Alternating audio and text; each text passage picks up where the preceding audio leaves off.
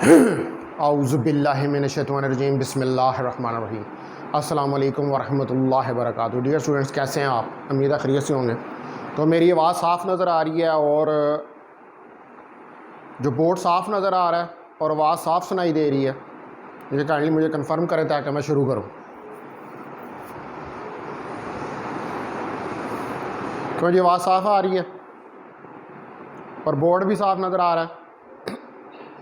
Okay right, चलें शुरू करते हैं फिर। आज लास्ट टाइम जो है वो हमने जो बोहर की थ्योरी है उसके 3 मेन पास्टुलेट्स हैं वो उनको स्टडी किया था। और वो 3 मेन पास्टुलेट्स क्या थे कि इलेक्ट्रॉन जो है अगर वो अपने फिक्स ऑर्बिट के अंदर रिवॉल्व कर रहा है तो वो कोई एनर्जी रेडिएट नहीं करता। इलेक्ट्रॉन जो है वो सिर्फ एनर्जी उस वक्त रेडिएट करता है जब वो अपने लोअर लेवल से उठ के ऊपर वाले लेवल में जाता है और फिर ऊपर से वाले लेवल से नीचे वाले लेवल में आता है। यानी कि जब एटम एक्साइट और डी एक्साइट होता है तो उसके नतीजे में जो रेडिएशंस हैं या एनर्जी जो है वो एमिट होती है। और दूसरा हमने ये पास्टुलेट पढ़ा था कि इलेक्ट्रॉन के जो ऑर्बिट्स होते हैं वो फिक्स होते हैं और हर ऑर्बिट का जो एंगुलर मोमेंटम होता है वो भी फिक्स होता है और वो इंटीग्रल मल्टीपल होता है h/2 पाई का। ठीक है, ये 3 बेसिक जो है वो हमने पास्टुलेट्स पढ़े थे। और एक्चुअली जो बोहर एटॉमिक मॉडल है ये 1 इलेक्ट्रॉन थ्योरी के ऊपर बेस करता है। यानी कि हम बोहर का एटॉमिक मॉडल उसी वक्त ही एटम्स के ऊपर अप्लाई कर सकते हैं जब हम 1 इलेक्ट्रॉन यानी कि उस एटम के 1 इलेक्ट्रॉन को हम कंसिडर कर रहे होते हैं। तो अब आज हमने Bohr theory of hydrogen atom जो है वो पढ़नी है। हमने एक तो कैलकुलेट करके देखना रेडियस और एक हमने कैलकुलेट करके देखनी है energy of the nth orbit. ठीक है, radius of the nth orbit of hydrogen atom। Suppose करें कि ये हमारे पास न्यूक्लियस है और ये कोई nth ऑर्बिट है जिसका रेडियस Rn है और इधर एक इलेक्ट्रॉन E जो है इसके अबाउट रिवॉल्व कर रहा है। तो हमें ये पता है कि न्यूक्लियस जो है इसके ऊपर माइनस चार्ज होता है, न्यूक्लियस के ऊपर प्लस चार्ज होता है। तो इसका मतलब है कि न्यूक्लियस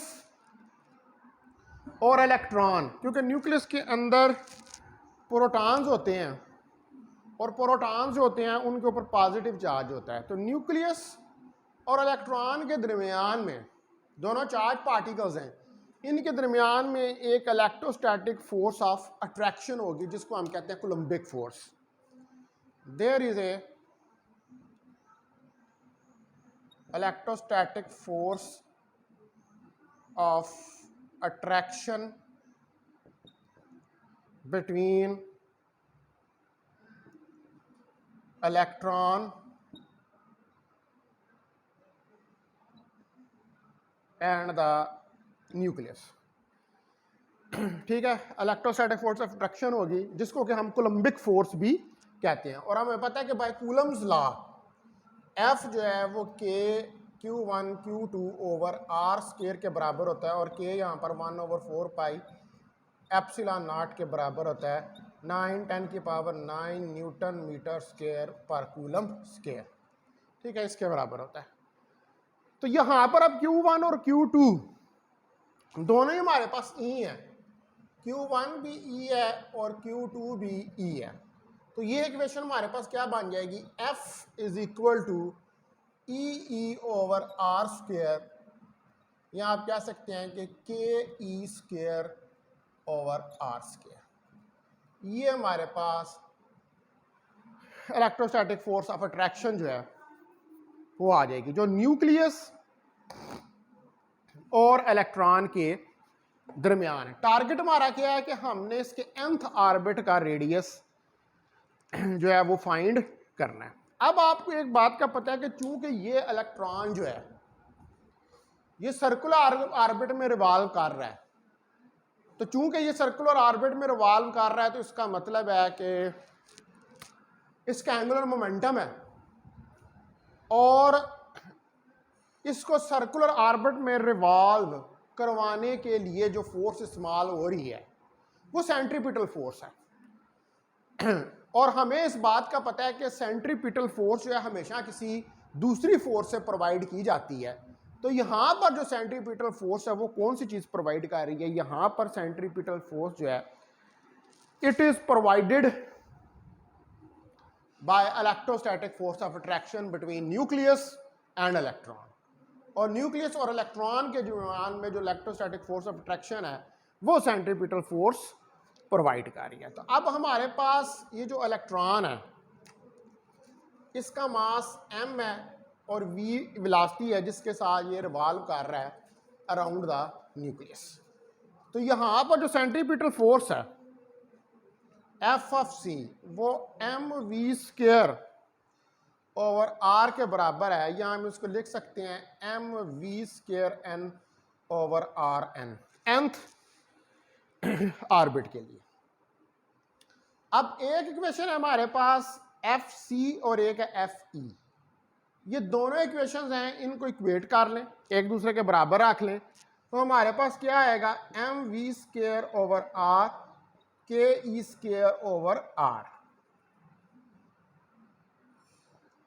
ओवर r²। यह चीज़ हमारे पास आ जाएगी और यहाँ पर ये r इस r से एक दफ़ा कट जाएगा, तो mv² is equal to ke² over r।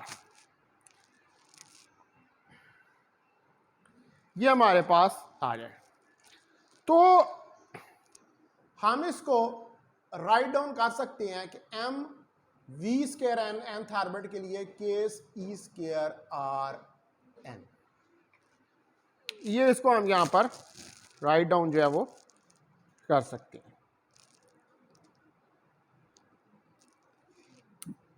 ठीक है, अब आप यहां से चाहें तो rn की वैल्यू जो है वो निकाल लें। ठीक है, ये क्या आ जाएगा हमारे पास mv² n rn ke²। तो rn की वैल्यू मेरे पास ke² mv² n इसके बराबर आ जाएगी। ठीक है, अब सेकंड पास्टुलेट जो है बोहर का, वो कहता है कि ln nh ओवर 2π और ln हमारे पास mvn rn के बराबर है। ये वैल्यू यहां पर सब्स्टिट्यूट कर दें तो mvn rn nh ओवर 2π। ये चीज जो है ये हमारे पास बन जाएगी mvn rn nh ओवर 2π। और यहां से अगर हम vn की वैल्यू निकालें तो nh 2π mrn ये चीज आ जाएगी। अब यहां पर आप इस इक्वेशन से rn की वैल्यू जो है वो इस vn वाली इक्वेशन के अंदर सब्स्टिट्यूट कर सकते हैं।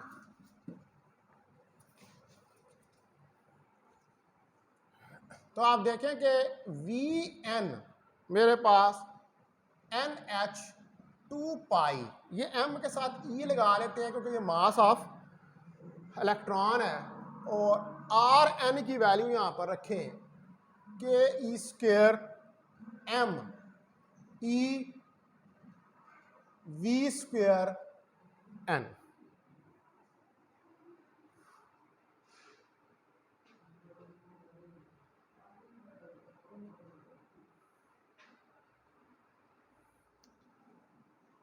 ये हमारे पास जो है ये वैल्यू आ जाएगी। ठीक है, या एक मिनट, इसमें एक और चीज़ भी की जा सकती है। इसको इस तरह की बजाय हम vn की वैल्यू यहां पर रख देते हैं rn। ठीक है,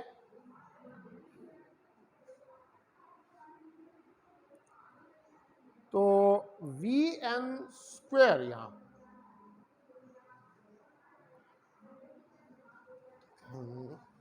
एक मिनट ठहरने, पहले मैं इसका स्क्वायर लेता हूं। V square n, n square H square 4 pi square M e square r square n, ये वी एन स्क्वायर की वैल्यू हमारे पास आ गई। ठीक है जी, तो यहां से अब आप आर एन की वैल्यू भी इसके अंदर सब्स्टिट्यूट कर सकते हैं। ठीक है, और ये वी स्क्वायर एन की वैल्यू यहां पर सब्स्टिट्यूट कर दे आर एन, तो हम यही करते हैं r n k E square divided by m e into n square H square 4 pi square M e square r square n,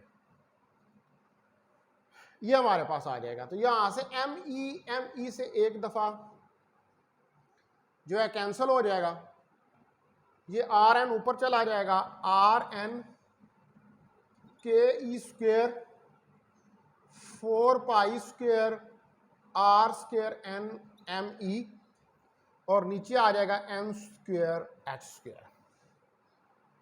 ये आर एन इसके साथ एक दफा कट जाएगा, तो यहां पर आ जाएगा 1 4 पाई स्क्वायर के ई square M e n square H square r n.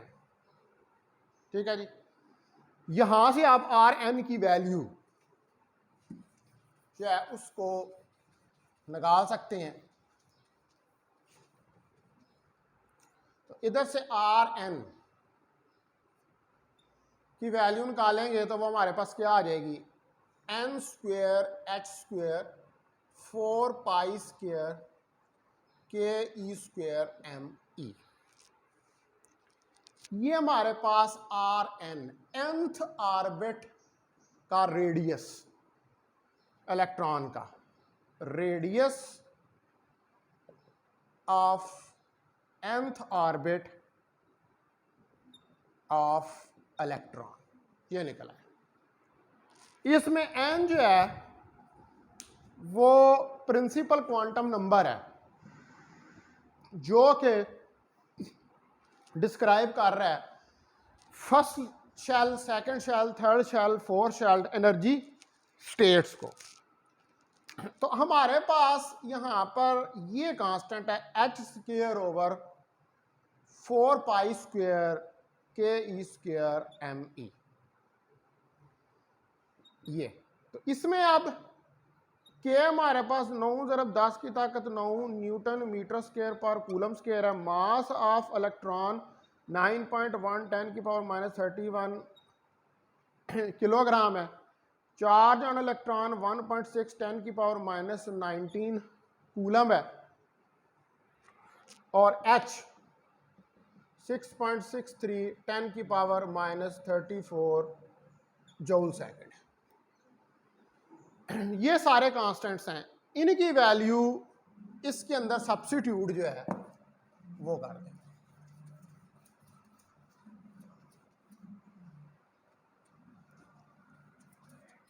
इसके अंदर सब्स्टिट्यूट करेंगे तो 6.63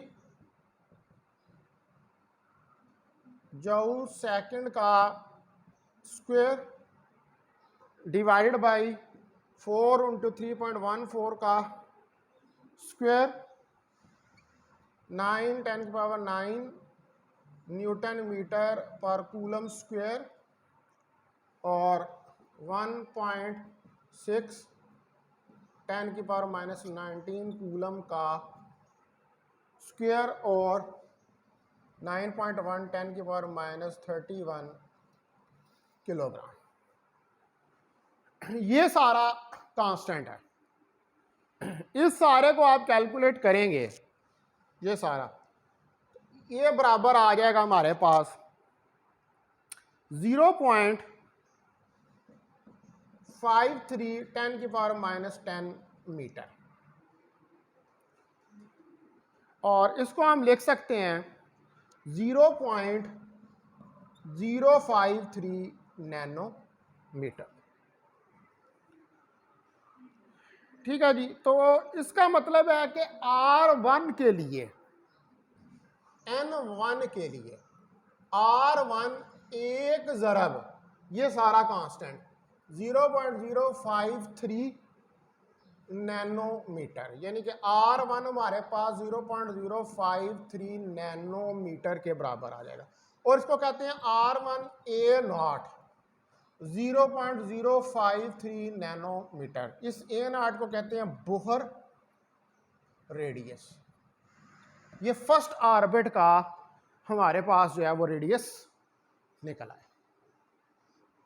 ठीक है, तो अगर इस इक्वेशन को, जो ये हमारे पास इक्वेशन है, इसको हम जर्नलाइज फॉर्म जो है उसके अंदर राइट डाउन करें, यानी इसको जर्नलाइज कर दें अगर इस इक्वेशन को, तो हम कह सकते हैं कि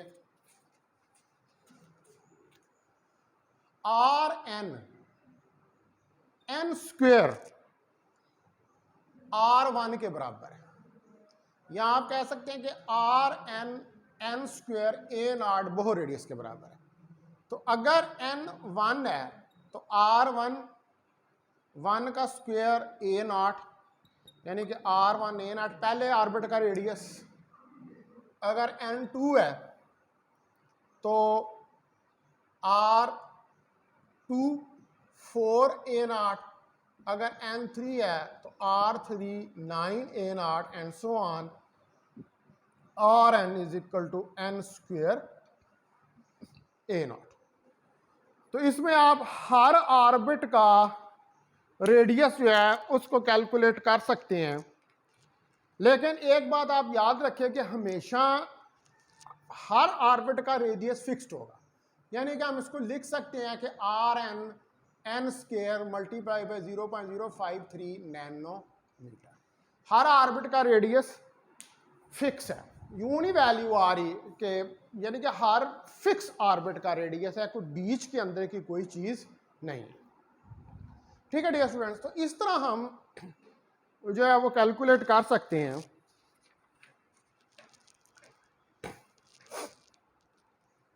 radius of the Bohr orbit. अब हमने दूसरे नंबर पे जो चीज कैलकुलेट करनी है वो हमने कैलकुलेट करना है energy, energy of the Bohr orbit, कि इलेक्ट्रॉन के पास कितनी एनर्जी है जब वो रिवॉल्व कर रहा है around the nucleus. Energy of electron in nth orbit, electron की एनर्जी nth ऑर्बिट में। हम उसी तरह फिगर बनाते हैं कि ये हमारे पास न्यूक्लियस है, ये एक इलेक्ट्रॉन है जिसका ये Rn रेडियस है, m इसके है और Vn इसकी वेलोसिटी है, ये रिवॉल्व कर रहा है। अब चूंकि हमें पता है कि हमारे पास जो इलेक्ट्रॉन है तो टोटल एनर्जी जो होती है वो kinetic energy plus potential energy जो है उसके बराबर होती है। तो हमारे पास जो काइनेटिक एनर्जी है यहाँ पर वो 1/2 mv² के बराबर है। और पीछे हमने ये कैलकुलेट किया है कि mv²n जो है, mv²n जो है वो ke²/Rn के बराबर है। तो ये वैल्यू यहाँ पर सब्स्टिट्यूट कर दें तो काइनेटिक एनर्जी हमारे पास 1/2 ke²/Rn के बराबर निकल आएगी। ठीक है, इसी तरह जो पोटेंशियल एनर्जी है, पोटेंशियल एनर्जी क्या है? पोटेंशियल एनर्जी असल में इलेक्ट्रॉन का वर्क डन है against the electrostatic attraction of the nucleus on the electron. ठीक है, जो वर्क डन कर रहा है। अब हमें पता है कि यहाँ पर जो वर्क डन हो रहा है, जो स्टूडेंट्स मुझे ज़रा एक मिनट आप एक्सक्यूज कर, मैं आता हूँ।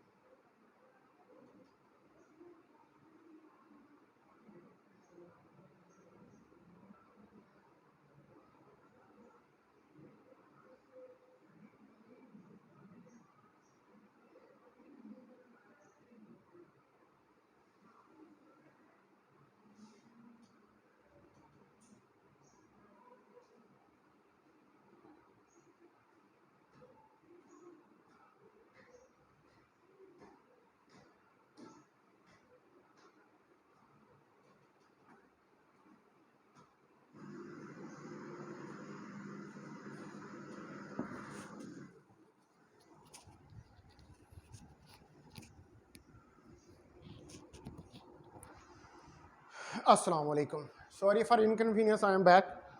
तो काइनेटिक एनर्जी जो है वही हमने वैल्यू निकाल ली है। इसको आप कह लें कोई इक्वेशन नंबर 1। अब जो पोटेंशियल एनर्जी इलेक्ट्रॉन की वो क्या है, वो एक्चुअली वर्क डन है against the electrostatic force of attraction of the nucleus on electron. क्योंकि जारी बात है कि न्यूक्लियस जो है वो इलेक्ट्रॉन को अपनी तरफ खींचता है, क्योंकि न्यूक्लियस के ऊपर पॉजिटिव चार्ज है और इलेक्ट्रॉन के ऊपर नेगेटिव चार्ज है, अट्रैक्शन। लेकिन इलेक्ट्रॉन जो है वो न्यूक्लियस में जाके नहीं गिरता, सिर्फ उनके दरमियान ये अट्रैक्शन होती है क्योंकि वर्क डन हो रहा है। तो पोटेंशियल एनर्जी जो है इन्फिनिटी के ऊपर एट इन्फिनिटी, ठीक है। तो पोटेंशियल एनर्जी जो इलेक्ट्रॉन की है किसी डिस्टेंस आर एन के ऊपर, potential energy of electron infinity to r n f e d r. तो इसके अंदर आप वैल्यू पुट करें, एफ ई की वैल्यू आपके पास के ई स्क्वेयर ओवर आर स्क्वेयर है, तो के ई square over r square d r हमारे पास आ जाएगा। के ई स्क्वेयर कांस्टेंट है, ये बाहर आ जाएगा, infinity to r n d r over r square. ये हमारे पास इक्वेशन आ जाएगी। फर्दर हम इसको लिख सकते हैं k E square infinity to r n, r को ऊपर ले जाए, डी आर। आप इसकी इंटीग्रेशन कर दें तो ये आएगा r minus two plus one minus two plus one, ठीक है। तो इसको आप राइट डाउन कर सकते हैं, k E square minus one over r infinity to r n. अब आप इसके अंदर जो लिमिट्स हैं उनको अप्लाई कर दें।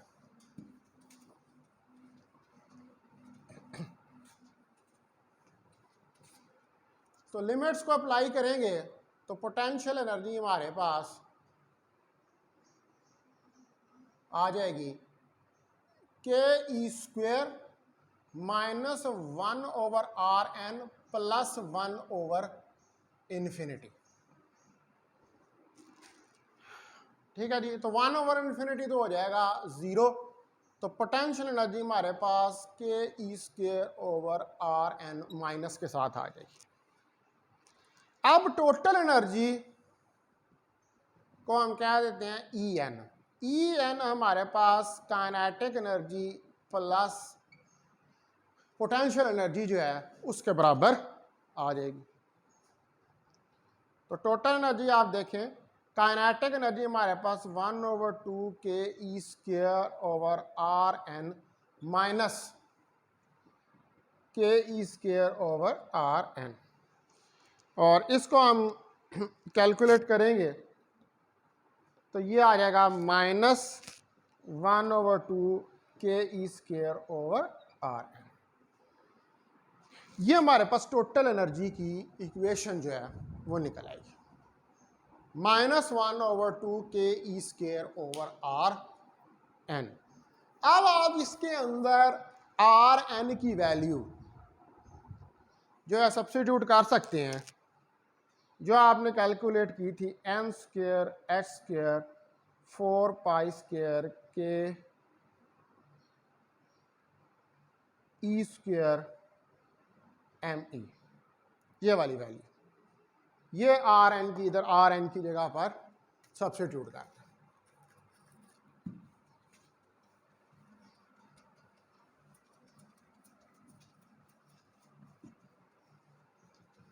इसको सब्स्टिट्यूट करेंगे तो आर टोटल एनर्जी जो ई एन है ये हमारे पास minus K E square over 2 divided by N square H square 4 pi square के square E square M E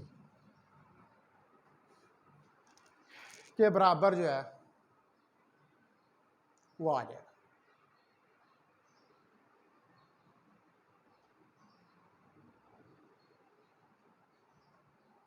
ठीक है जी, ये हमारे पास आर एन की वैल्यू आ गई। इसको हल्के यूँ ये डाल लें और ये 2 इसके साथ मल्टीप्लाई हो। अब इसको उल्टा दें आप, तो एन स्क्वायर एच स्क्वायर के स्क्वायर ई 4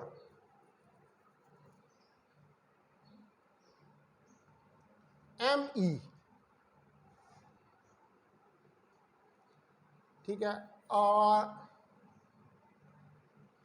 बल्कि ये 2 इसके साथ आएगा,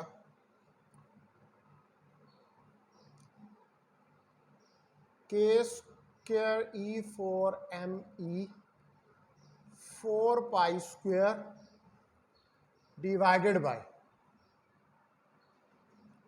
2 एन स्क्वायर एच स्क्वायर। ये हमारे पास चीज़ जो है वो आ जाएगी। तो ये 2 इसके साथ एक दफ़ा कट जाएगा, तो ई एन मेरे पास 2 पाई स्क्वायर के square e 4 m e n square H square के बराबर आ जाए। ये हमारे पास टोटल एनर्जी निकल आई। अब सिमिलरली इसके अंदर भी जो हमारे पास ये वाली सारी टर्म है, ये कांस्टेंट है। तो ये कांस्टेंट टर्म जो है इसकी वैल्यू 2 पाई स्क्वायर के square e 4 m e over h square है।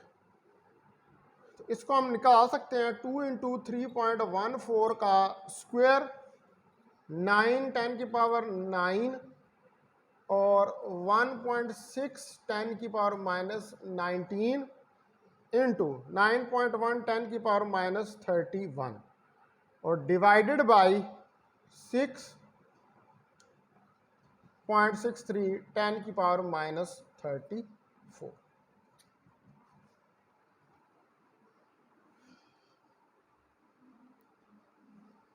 ठीक है जी, ये हमारे पास कांस्टेंट टर्म है।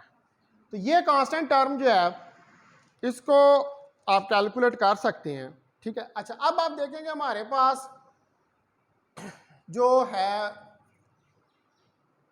ई एन 1 के ऊपर ई 1 आएगा, यानी कि इस फार्मूले के अंदर यहां पर 1 आ जाएगा। ठीक है, तो -2 पाई स्क्वायर के स्क्वायर ई 4 एम ई 1 का स्क्वायर एच स्क्वायर आ जाए।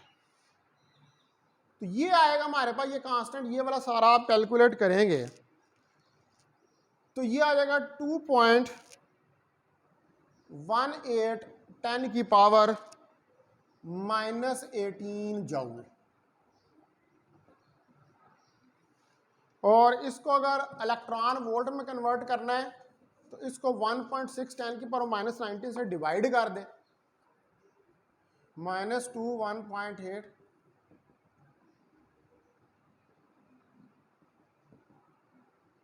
Electron volt. तो यहां से E1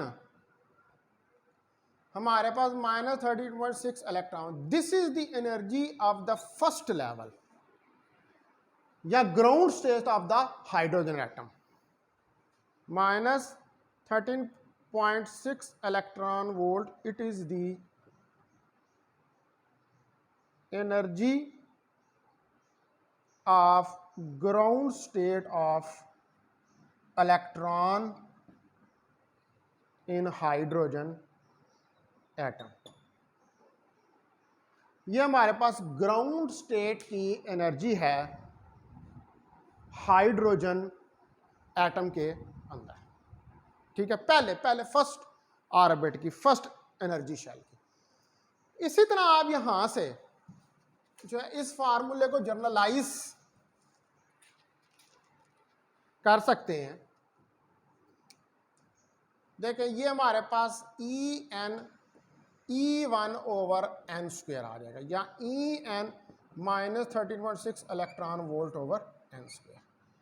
यहाँ पे अगर आप n को 1 रखें तो En -30.6 इलेक्ट्रॉन वोल्ट आएगा E1, n2 रखेंगे तो E2 -13.6 electron volt divided by 9 divided by 4, E3 रखेंगे n3 तो -13.6 electron volt divided by 9 and so on, और सो ऑन चलता हुआ ये En -E1/n², ये हमारे पास आ जाएगा। यहाँ हम इसको लिख सकते हैं En -13.6 electron volt over n²। So this is the energy of the nth orbit of the hydrogen atom। तो यहां से आप चीजें क्लियरली देख सकते हैं कि एनर्जीज भी फिक्स्ड हैं। एनर्जीज जो हैं वो एनर्जीज भी फिक्स्ड हैं और ऑर्बिट्स के रेडियस जो हैं वो भी क्वांटाइजेशन है, क्वांटाइज्ड है। चूंकि एटम की बात कर रहे हैं माइक्रो लेवल पे है, तो ये फिक्स, इनकी फिक्स वैल्यूज होती हैं, कभी भी इनकी वैल्यूज इन बिटवीन नहीं होती हैं, ठीक है। तो आज हमने ये बोहर की जो थ्योरी है उसको पढ़ लिया। कल फिर हम जो बोहर इंटरप्रिटेशन है इसकी हाइड्रोजन स्पेक्ट्रम की उसको पढ़ेंगे और फिर फ्रैंक हर्ट्ज एक्सपेरिमेंट की तरफ मूव करेंगे, ठीक है। बहुत शुक्रिया आपका, थैंक यू वेरी मच।